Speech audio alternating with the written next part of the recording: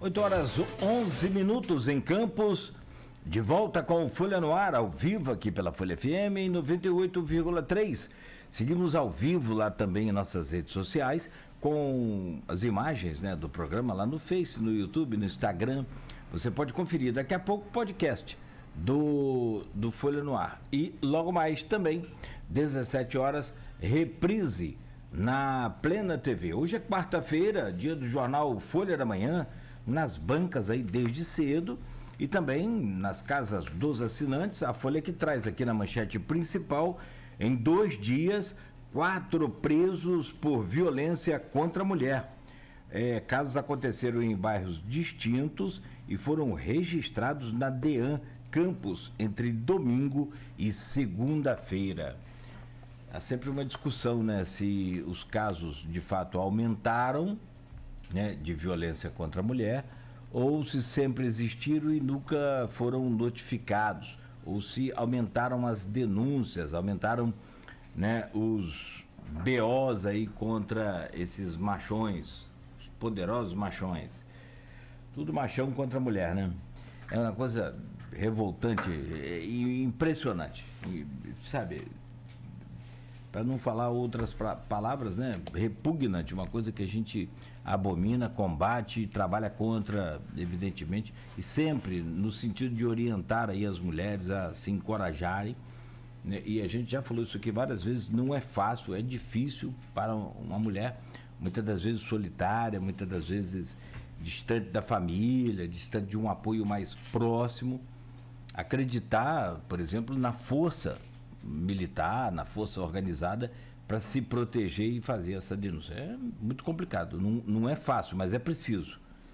Não é? 8h13, de volta hoje no programa com o nosso Edmundo Siqueira.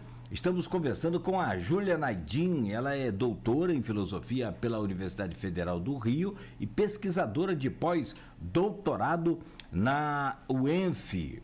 Ô, meu caro Edmundo, volto com você aí, por favor. Júlia, eu estava falando no intervalo com você aqui sobre o Arte Peixe, né? Uma cooperativa aí de Atafona. Eu escrevi sobre ela já 2 vezes, sobre a cooperativa, sobre as mulheres lá. Elas ressignificaram ali a questão do pescado, né? Da atuação delas junto à pesca. E faz um trabalho muito bonito. Aí você falou que conhece o pessoal lá, né? Você quer falar um pouco sobre isso? Você conhece um pouco a iniciativa? Quer comentar? Sim, eu acho maravilhoso. Desde que a gente chegou lá em 2017, eu já conheci a Fernanda, e ela tem também, é uma dessas mulheres muito inspiradoras, né, que tem também uma postura na vida muito focada, muito trabalhadora, muito generosa, e que gosta de ver projetos iniciados e apoia e chama para junto. E ao longo desses anos a gente já teve a oportunidade de produzir eventos e convidar uma a outra, né? Tudo que a gente faz, a gente chama sempre o pessoal do Arte Peixe, e quando elas vão também fazer eventos, perguntam se a gente está podendo ir, está podendo colaborar de alguma forma. E é isso, Fernanda também, uma pessoa que eu acho que tem muito a ensinar tanto sobre empreendedorismo, como sobre resiliência e insistência, a importância de não desistir, exatamente. Ela tem um projeto, que é um projeto importante, maravilhoso. Para quem não conhece, ela trabalha com os materiais, partes de peixe, de camarão, que não são vendidos ali como aquele filezinho que vai para o restaurante, né? Então ela pega todas essas outras partes e faz quibe, faz bolinho, faz hambúrguer, né? Com esse projeto chamado Arte Peixe, e assim ela tem uma cooperativa com mulheres, que é um grupo também específico no campo da comunidade da pesca, né? Que muitas vezes elas acabam não indo para o mar e ficam trabalhando em tudo que envolve a pesca, né, no litoral, né, no solo estável. Então, elas têm esse trabalho de beneficiamento, que é um projeto que funciona muito bem em São João da Barra, já tem muitos anos, já tem mais de 10 anos também, né, esse projeto delas, e elas têm um espaço lá onde elas trabalham, e estão conseguindo estar em cada vez mais espaços com o material delas, com esses produtos, que são muito bons. Sempre que a gente fazia festa lá, tudo, sempre botava o salgadinho delas, entendeu? Então, e ainda, quando a gente recebe, as pessoas querem conhecer projetos na região, eu sempre levo lá e o pessoal compra um salgadinho para levar para casa. Vem tudo congelado, sabe? Tudo super gostoso, embalado. Então dá para as pessoas levarem e comer depois uma coxinha de peixe, né? Então é isso, é uma ideia de beneficiamento muito interessante. A trabalho delas é muito bacana. Conhecia há pouco, né? E escrevi sobre elas lá, muito legal. Queria lá visitar, ainda não fui, mas vou. Júlia, você como fora, entre aspas, né? Você agora moradora, já morou em Atafona, enfim, conhece a região melhor, mas você é do Rio, né? Como é que é a visão de alguém com a sua bagagem de conhecimento filosófico e com uma visão de quem conheceu o campus Atafona depois das suas vivências, né, pessoais?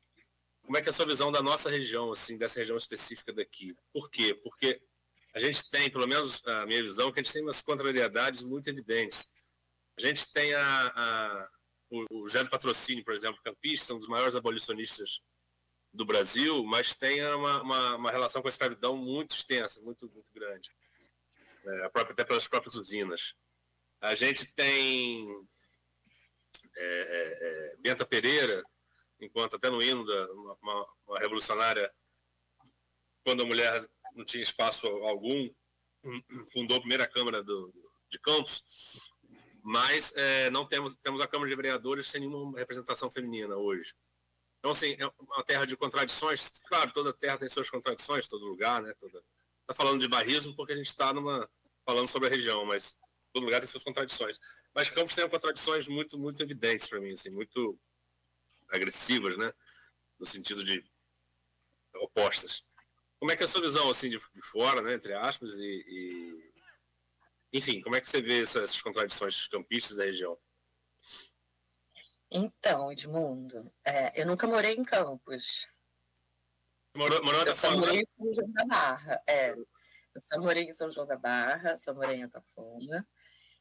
Nunca morei em Campos. Então, e realmente não só nunca morei, como nunca convivi muito aí, né? Eu, realmente, morando em Atafona, eu vou em Campos, dou aula e volto para casa. Então, não me sinto realmente tanto no lugar de falar sobre essas coisas mais profundas da cultura. Agora, realmente, a gente vê o resultado das últimas eleições, né? Como é que foi em Campos e o quanto isso diz sobre um conservadorismo, né?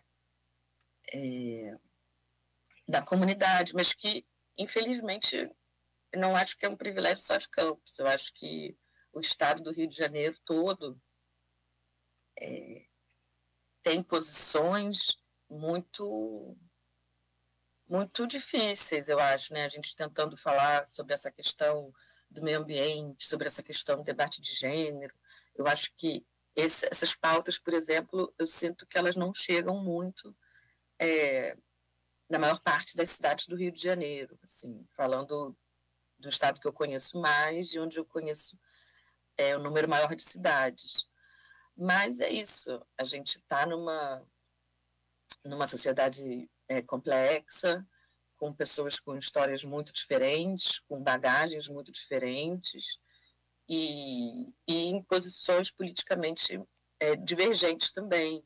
Agora é isso, a gente está em ano de eleição e eu acho que esse é um grande termômetro também para a gente avaliar, né, como é que a sociedade se posiciona, que sociedade a gente tem, quais são as prioridades da sociedade, né? Se as pessoas estão mais preocupadas com o meio ambiente ou em ter arma em casa, né?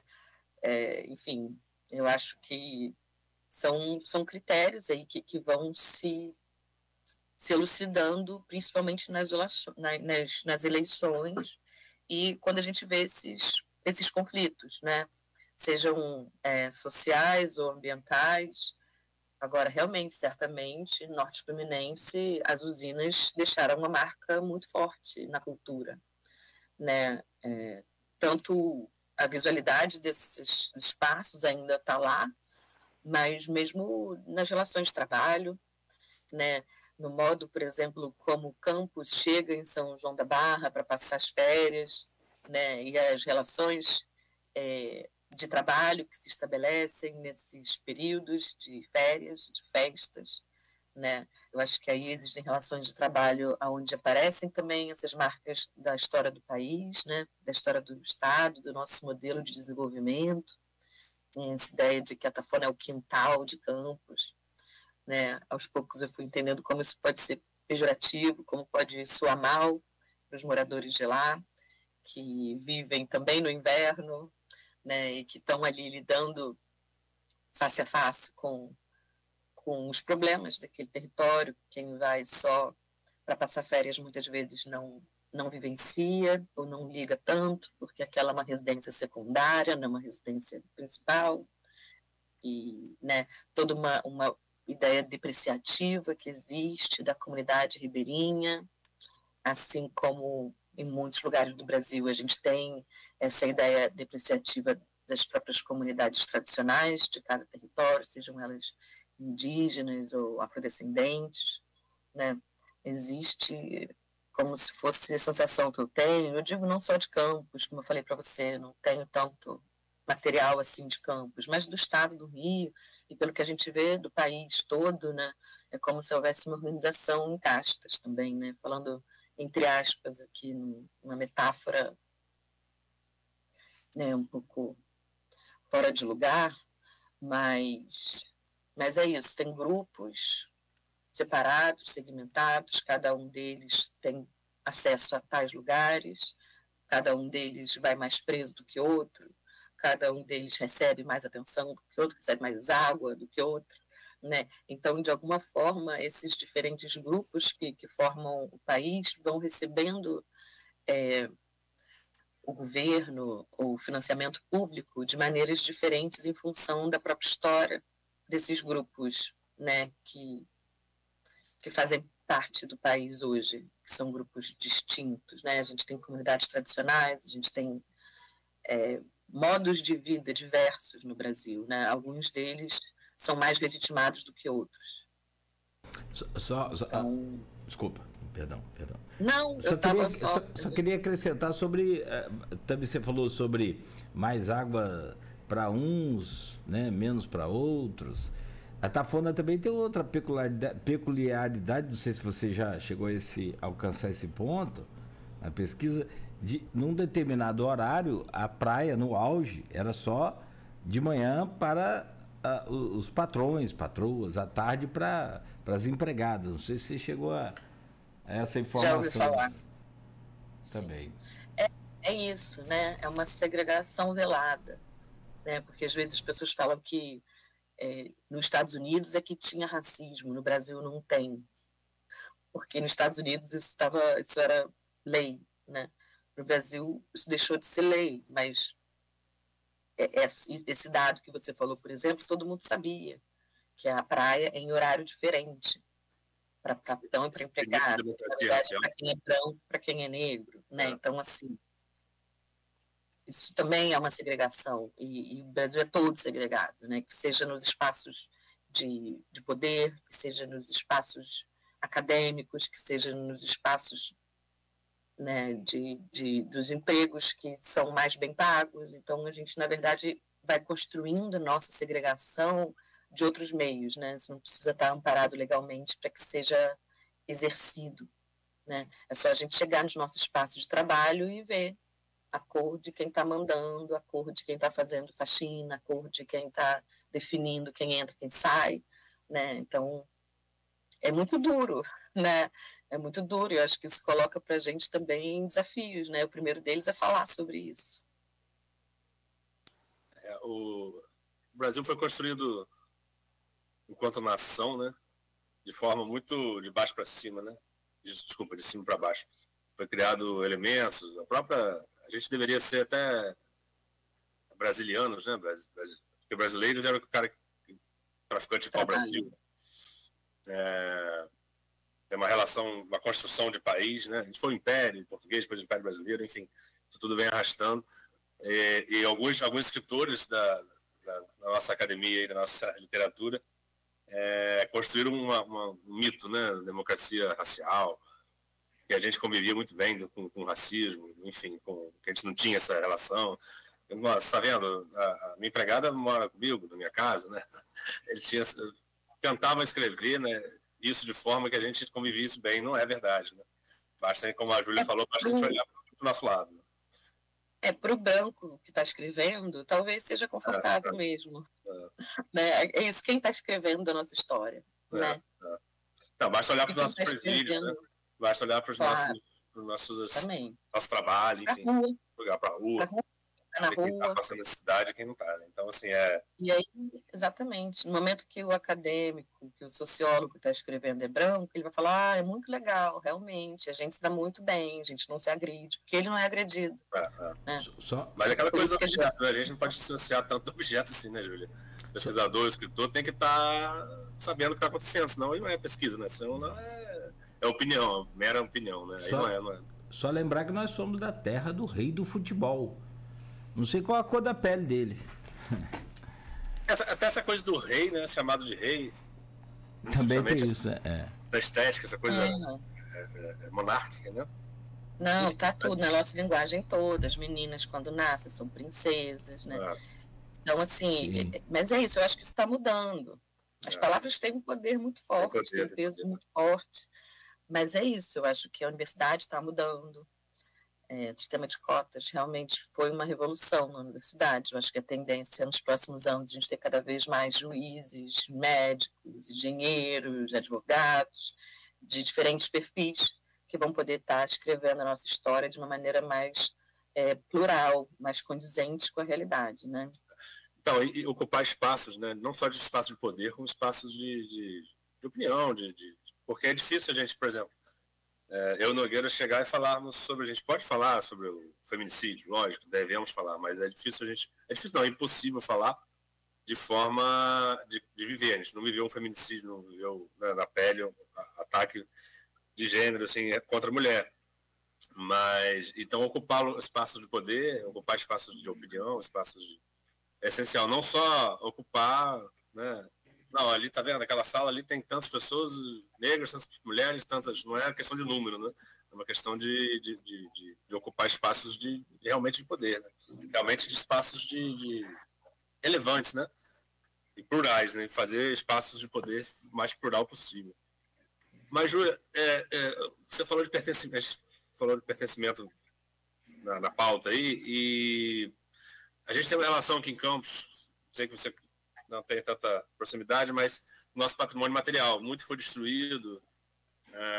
Tivemos prédios históricos realmente relevantes jogados ao chão. Lógico que são patrimônios vinculados à cultura do açúcar, né? Mas são patrimônios que deveriam ser, no meu ver, ressignificados hoje. Trazer, inclusive, espaços de memória, de história relacionados à escravidão, por exemplo. Então, assim, esses espaços materiais nesses prédios deveriam ser ressignificados, como muitos são no Brasil aí. Mas a questão patrimonial, a educação patrimonial, ela deveria ser feita da forma.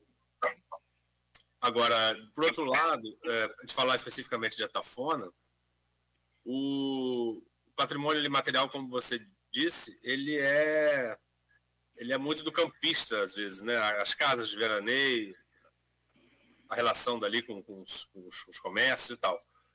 Na sua vivência lá, como é que você vê essa questão? Por exemplo, o clube caiu, né? O clube lá de Atafona.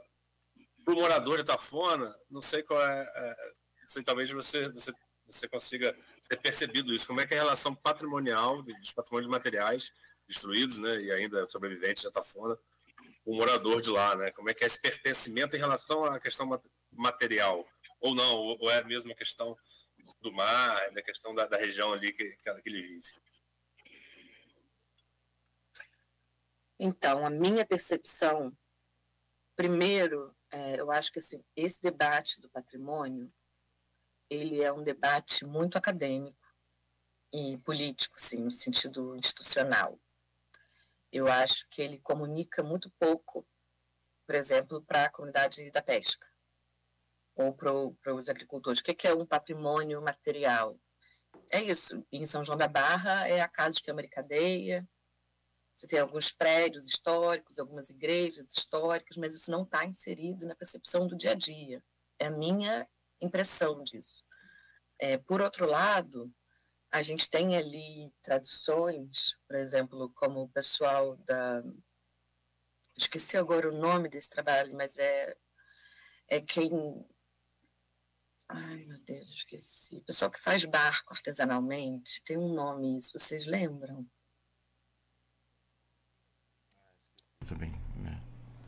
Enfim, é uma técnica ancestral, muito tradicional, em diferentes lugares do Brasil. Talvez se alguém conseguir dar um Google, mas existe um nome disso. Estou tentando lembrar aqui, peraí. De fazer barco. Que, por exemplo, estaleiros, né? Os estaleiros artesanais ali em São João da Barra, que existem alguns, e que, por exemplo, eu estou até com a Simone Teixeira, que é minha supervisora, tentando fazer um trabalho sobre isso, que são senhores, já de uma certa idade, que não são engenheiros, que não têm uma faculdade de construção naval, mas que constroem barcos e que são famosos no Brasil inteiro, os barcos de Atafona, de São João da Barra, pela qualidade do serviço. E eu já tive a oportunidade de ver esses homens fazendo, e é incrível, porque eles fazem isso sem um computador, sem nada, com linhas e cálculos que eles vão fazendo de uma maneira intuitiva, né? São autodidatas, realmente, para construir um barco, não é um negocinho que se quebrar, tudo bem, é um barco que vai para outro mar. E não pode entrar uma gota de água ali, né? E isso são tecnologias, são saberes ancestrais muito complexos que esses senhores têm, que está se perdendo, né? E aí isso é um patrimônio imaterial, por exemplo, né? Como é que a gente trata como patrimônio uma coisa que não é uma casa colonial? Como é que a gente trata como patrimônio esses elementos da história do Brasil, que muitas vezes são histórias de massacre, mas que isso pode ser ressignificado? Tem um outro exemplo atual muito interessante, que o MST, em Cambaíba, eles, na verdade, estão ocupando aquele espaço para fazer um centro de memória, um memorial das vítimas da ditadura. Porque, eu não sei se vocês ficaram sabendo dessa história, mas teve um depoimento de um pastor. Essa história ficou um pouco famosa, né? Teve um filme sobre isso, chamado Pastor Cláudio, esse pastor que falou que trabalhava no DOPS e incinerava corpos ali naquela usina de presos políticos. E aí o MST, que está com um acampamento ali, que na verdade já mudou de categoria, eu acho que essa já deixou de ser acampamento, enfim, tem umas categorias ali que eles vão mudando, né, conforme o processo anda, mas que eles estão querendo ali fazer um centro de memória da história do Brasil, né, da história da ditadura mais especialmente. Isso, por exemplo, eu acho uma maneira de ocupar os territórios, subvertendo o significado que ele tinha e fazendo ali um outro tipo de espaço, né, um espaço de memória, um espaço de valorização da história, para que a gente, de fato, consiga não esquecer e não reproduzir, né, e não repetir os mesmos problemas com todos os danos que isso causou para o país. Né? Então, acho que o MST ali em Cambaíba está fazendo um trabalho também que eu acho exemplar, né? Tanto no sentido da própria relação com a terra, quanto em entrar na usina e falar, não, isso aqui não vai ser só uma ruína, isso aqui vai ser uma ruína na qual a gente vai trazer a história do que aconteceu aqui e como a gente pode fazer uma leitura crítica disso para que esse tipo de situação não se repita. Agora, educação patrimonial, realmente isso tinha que estar mais difundido de modo geral. Eu acho que fala-se muito pouco sobre isso. A gente entende isso, como patrimônio são só essas casas de câmara e cadeia, os prédios históricos, mas e as nossas tradições originárias ou anteriores, as pessoas conseguirem construir uma casa ou escrever a receita do acarajé, ou do bolinho de chuva, ou o passo da dança. Né? A gente é um país talvez muito mais rico em cultura do que em edifícios clássicos que a gente tenha tido condição de manter, né? Tais como eram quando foram tombados, né? Ou fazer essas obras de manutenção. Mas, como a gente falou mais cedo, por outro lado, a gente tem resistências culturais que se mantêm há muitas décadas e que, muitas vezes, são um elan que unifica um grupo social e que dá sentido na relação desse grupo com o território, né? A pesca é um desses exemplos, receitas culinárias ou receitas, festas religiosas, né? Então, a gente pensar também em patrimônio para além da estrutura física, né? Que vai inevitavelmente remeter à história colonial, mas não a uns movimentos de resistência a essa história. Então, esse campo do debate do patrimônio ele está cada vez mais amplo e mais conflitivo, né, em relação ao patrimônio material, patrimônio cultural, patrimônio ambiental, patrimônio, né? A gente tem todas essas variações que eu acho que elas denotam a complexidade da história do Brasil. Essas culturas imateriais passadas muito pela oralidade, né? A gente precisa Exatamente. ter isso sistematizado, ter isso de... Acho que é o grande, como você falou, embora eu seja muito ligado ao patrimônio material aqui, em relação à proteção e tal, eu acho que a grande riqueza é essa, é o patrimônio imaterial. Por exemplo, o Solar dos Arizes, que eu tenho até um livro escrito sobre ele, o Solar dos Arizes, ele é um prédio histórico de relação ali da época como a maioria da cana, mas o Alberto Lamego, ele teve foi na Europa e voltou com um acervo gigantesco sobre a região, na relação portuguesa ali, escreveu livros sobre isso, né, era um geógrafo. E ali Mário de Andrade visitava, porque tinha um acervo de arte muito grande. Ali foi visitado por imperador, enfim, mas não é isso que define. Estou dizendo assim, a quantidade de acervo, a quantidade de arte que tinha ali, levava as pessoas para aquele lugar. Então isso tem um significado. E parte desse acervo está lá dentro ainda do solar. Eu fui lá e vi destruído. Eu tentei recuperar, levar para o arquivo público, né, ali em Tocos, mas a família não deixou. Está lá até hoje. É triste. Cartas de manuscritas, né, da família, muita coisa que se perde ali, né? Muita coisa dessa vivência das pessoas. Inclusive, não só as pessoas que viviam na casa com os moradores, as pessoas que estavam em torno. Você percebe que tem isso ali no material que eu vi, entendeu? De fotografia, de carta, enfim, de tantas outras coisas. Mapas que as pessoas faziam ali, entendiam a região e tal. E para as futuras gerações também, né, conhecerem como foi. Para a gente que trabalha assim, com pesquisa, que valoriza história, é muito triste ver o descaso, né? E é isso, a gente vai vivendo como as próximas gerações vão ser cada vez mais sem esse lastro de passado, sem essa materialidade, né, da história, das coisas que restam, né? Então, fica cada vez mais difícil para os professores. Mas é isso, eu acho que, de novo, infelizmente, não é um fenômeno só de Campos. No Rio de Janeiro a gente vê isso também bastante, eu acho que é do Brasil. A gente é um descaso com a própria história mesmo, né? E aí, ao mesmo tempo, querendo sempre construir outro, entendeu? É o prédio mais alto, é o mais espelhado, é o mais caro, é o com mais vaga na garagem, entendeu? E, ao mesmo tempo, sem olhar para o que já existe e precisa de cuidado, de atenção, de valorização, né? A gente só valoriza a próxima construção. Eu acho que são esses modelos de desenvolvimento mesmo que a gente precisa repensar. São 8h40, Júlia, finalizando aqui minha participação, mas se eu pudesse falar rapidamente aí sobre essa questão urbana, eu acho que você tocou nesse ponto algumas vezes, mas a relação urbana de sobrevivência na capital, inclusive, ela apesar de ter uma dificuldade como você falou, de prédios, sempre concentrando, você está próximo de transporte público, está sentindo ali a necessidade de serviços públicos diversos, né? E talvez lugares mais longe não tivesse. Por outro lado, a concentração gera tantos problemas.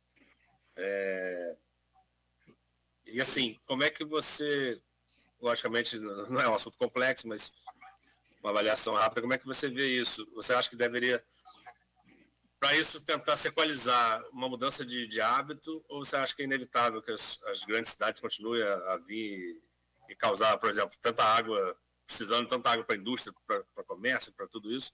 Ou não, você acha que as coisas vão caminhar para cidades médias, principalmente no Rio, né?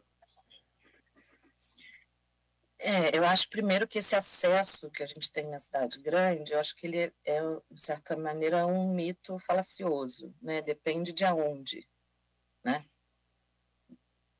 A cidade inteira não tem acesso da mesma forma, pelo contrário. Aos instrumentos, ao transporte, à violência, à segurança, tudo depende muito de aonde da cidade.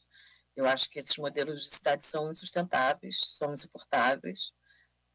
Acho que a qualidade de vida é bem difícil na maior parte das cidades, né, de grande porte, ainda que a gente esteja completamente imerso nisso. Agora, eu não acho que a gente deva tratar essa mudança da perspectiva das cidades de maneira impossível, de maneira fatalista. Eu acho que isso seria um tiro no nosso pé. Eu acho que a gente precisa lutar por mudanças e por melhorias nas cidades médias e pequenas para conseguir desafogar esse excesso de população e de empregos cada vez mais mal remunerados, em contextos cada vez mais de violência e insalubridade, que é o que acontece com esses crescimentos urbanos sem planejamento nenhum. Sei como fazer isso? Não, claro que não, mas a gente tem que somar com pessoas que estão pensando sobre isso, estudando isso, desenvolvendo isso, se candidatam e não se elegem, né? Eu acho que isso é uma questão que se coloca para a gente, como eleger pessoas que, de fato, tenham pensamentos críticos em relação ao desenvolvimento urbano, à gestão hídrica, à gestão de capital, né? Ao investimento, o que esses candidatos estão propondo, né? Eu acho que é isso que tem que estar visto. E é isso, as pessoas não se elegem. Né, eu acho que o desafio é por quê? Onde a gente falha na nossa comunicação, né? Só para terminar, eu queria dizer que eu também entendo isso aqui como um espaço de poder, tá? A gente está aqui na rádio, a gente não é vereador, mas a gente está falando para muitas pessoas, né? E a gente tem que conseguir falar para cada vez mais pessoas e ouvir, né? Porque justamente você falou também das mulheres nos espaços, né? Das pessoas negras nos espaços, elas muitas vezes estão falando e não estão sendo ouvidas. Né? Então, de fato conseguir ouvir o que está sendo dito, e ouvir significa levar em consideração e dar um voto de crédito para essa pessoa, entendeu? Fortalecer o movimento que essa pessoa está propondo, né? Como no caso da Fernanda, lá em São João da Barra, ela tem muita coisa para dizer, ela fala, ela faz, por que a prefeitura não escuta mais? Tem outros pescadores ali que estão falando medidas que podem ser levadas a cabo, que existe estrutura, mas eles não são ouvidos, né? Então, a gente tem um grande desafio de comunicação nos próximos meses, levando em conta essas eleições que estão aí, e nos anos seguintes, né? A gente tem um quadro político bem complexo, mas que a gente não pode desistir dele e das mudanças, né? Que existem pessoas propondo mudanças. Então, a gente não pode desistir, não, que aí é que a gente perde de vez, né? Então, a gente tem que conseguir se manter nisso com alguma saúde mental. O problema é a saúde mental, né? Disso tudo aí. Tem que cuidar também. Exatamente. E muito, muito, muito, muito. Bom, que bom poder conversar com você aqui, Júlia. Ruim é que o tempo passa rápido quando a conversa é boa, né? Já são 8h45. Você tem... Eu falei a dessa. Qualquer coisa, se eu interrompi vocês aí, nada, vocês me desculpem. Nada. Aqui tem... exatamente assim. A gente que tenta atrapalhar menos. E o pior, que eu sempre falo, que o que eu sei de melhor é atrapalhar. Aí fica bem complicado. Júlia, muito obrigado pela sua participação. Espero que... inclusive colocamos ali no streaming do Face o link lá da Casa Duna. Muito bonito o site, muito legal. Né? Fácil. Obrigada. Tem uma página no Instagram também, Casa Duna Duna. Pode seguir no Instagram, que lá a gente consegue atualizar melhor. Show. E a gente está sempre fazendo coisa, publicando artigo. Legal. Vamos divulgar essa história. Vamos sim. E conte com a gente, claro. né? Faço aqui as honras da bancada em te agradecer, mas o Edmundo fará também. Obrigado por hoje e volte sempre, não demore a voltar a essa casa. Bom dia para você. Obrigada. Meu caro Edmundo, bom dia também, obrigado por hoje. Excelente pauta, como sempre. Né? Muito produtiva, muito boa, muito importante. Amanhã de volta às 7 da manhã. Valeu, Edmundo. Obrigado, Nogueira. Obrigado, Beto. E obrigado a quem nos acompanhou, nos ouviu até aqui e vai nos ver depois nas diversas plataformas aí da Folha FM. Agradecer a Júlia pela entrevista. Acho que são assuntos complexos, né? Mas que a gente não se esgota facilmente, mas acho que é bacana pontuar algumas coisas. A Júlia tem uma formação muito sólida, né?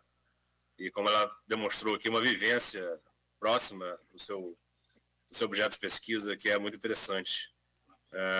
Talvez trabalhe nessa perspectiva de levar a academia para a nossa realidade cotidiana. Não deve ser distante, deve ser próximo. E parabéns pelo trabalho dela. E a Valéria Tafona também é outro caso complexo, mas sempre muito bom. Obrigado, Ju. Gente, muito obrigada também ao espaço por essa manhã muito agradável e podem contar comigo também. Obrigado mais uma vez. Bom, fechamos aqui então o Folha no Ar de hoje, que volta amanhã às 7 no oferecimento de Proteus, Unimed Campos, Laboratório Plínio Bacelar e Vacina Plínio Bacelar. Continue ligado, continue na Folha FM a partir de agora, claro, muita música também com informação.